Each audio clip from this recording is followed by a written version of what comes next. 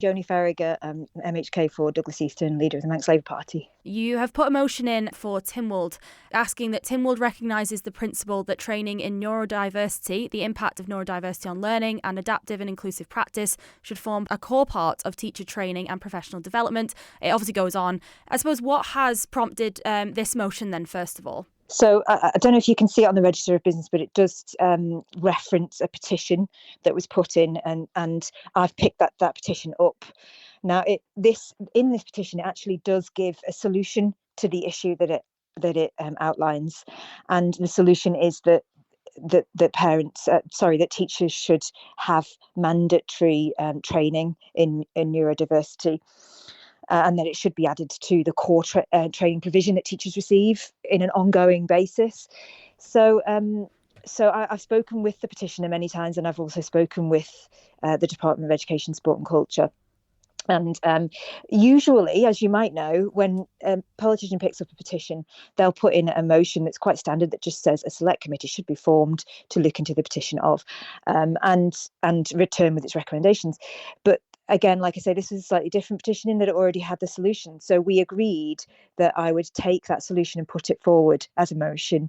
So I'm hopeful that the department will be able to support it.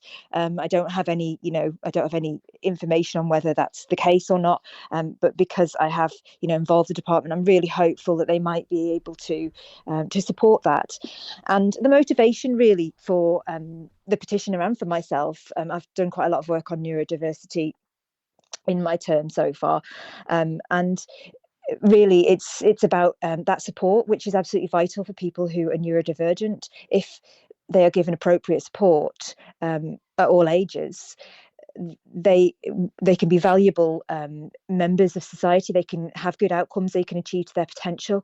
When that support is lacking, that's when we start seeing further issues, and that's when we start seeing that overrepresentation of people with neurodivergence in the prison system and in criminal justice in general and mental health services.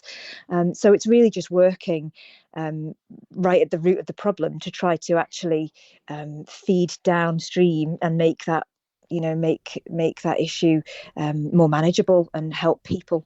You mentioned there about the work in the department and almost circumventing the idea of needing a select committee. So hopefully, do you think that is that what gives you hope that this might go through quite easily, in that you've kind of been able to get rid of a step almost, more politicians' time and et cetera, by going, here's the solution, let's do this. That was the idea, really, that when I when I read the petitions and I read that one, and I thought, right, well, that's one that I'm really passionate about, and we could do this quite quickly if everybody is on board with it, and obviously if my colleagues vote it through.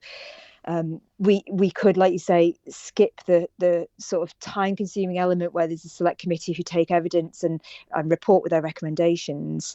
But we already kind of have the suggested solution here. Why don't we just go straight for this as a motion and see where we can get to.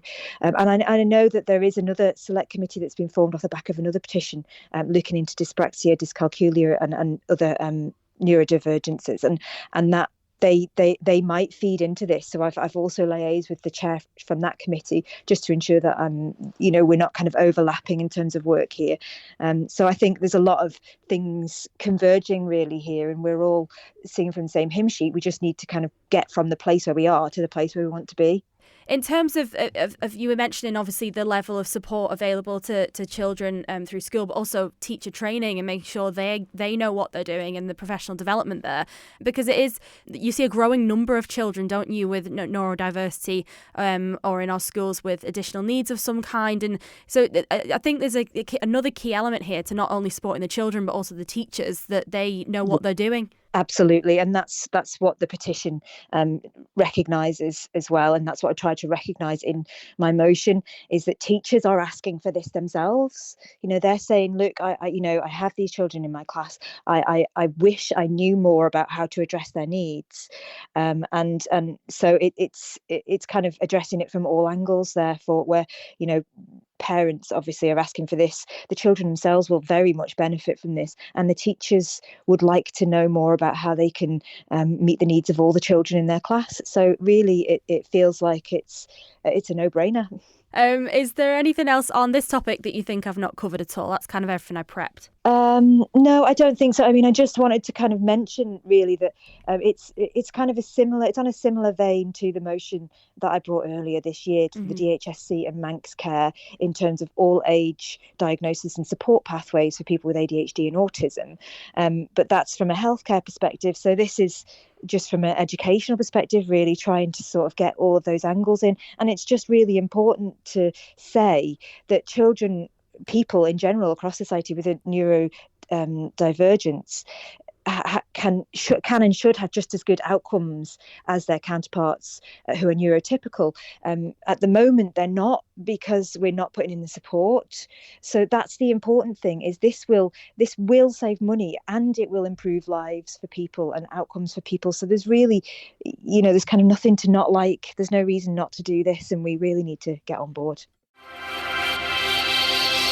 Thank you for making it to the end of the Manx Radio newscast. You are obviously someone with exquisite taste. May I politely suggest you might want to subscribe to this and a wide range of Manx Radio podcasts at your favourite podcast provider, so our best bits will magically appear on your smartphone.